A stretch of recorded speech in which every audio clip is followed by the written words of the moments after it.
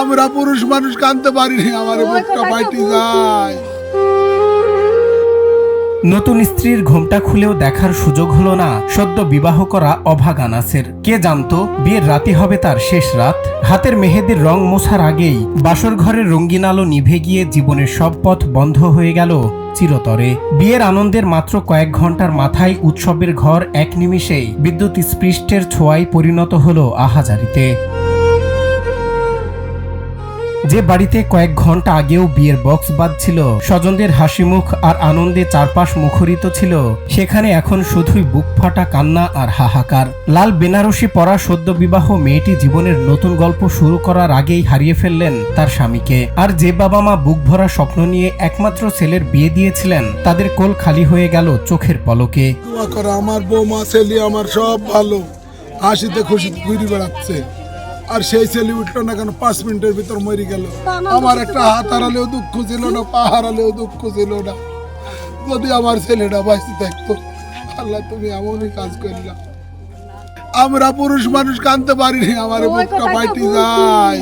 এখানে সবাই নাচ গান করছিল, আর ফ্যানে কারেন্ট হয়ে গেছিল।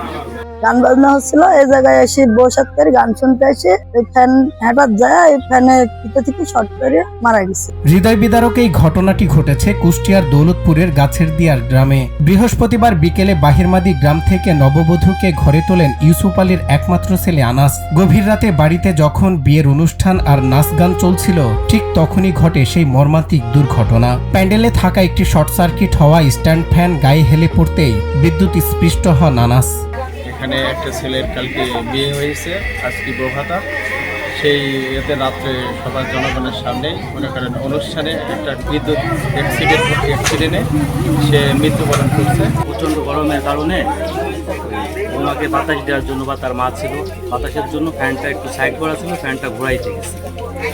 ঘোরাইতে গিয়ে আপনার তারের উপরে পা উঠছে, তারটা লিক ছিল আর কি। পা ওঠার পরে ওই ফ্যান সহ উনি বুকের উপরে পড়ে গেছে। মুহূর্তের মধ্যে চারপাশের আনন্দ থমকে গিয়ে শুরু হয় স্বজনদের আহাজারি।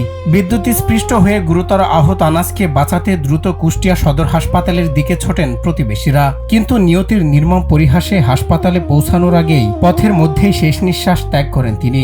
হাসপাতালে নেওয়ার পর চিকিৎসকরা তাকে মৃত ঘোষণা করলে পুরো পরিবারে নেমে আসে অমানিসার অন্ধকার। নতুন জীবনের রঙিন আলো স্পর্শ করার আগেই এক নিমিষে শেষ হয়ে গেল সব স্বপ্ন আর আয়োজন। সামান্য বৈদ্যুতিক ত্রুটি আর অসচেতনতা কিভাবে একটি পরিবারের বুক খালি করে দিল, তা ভেবেই স্তব্ধ পুরো এলাকাবাসী। সজল বিশ্বাস, বাংলা টিভি।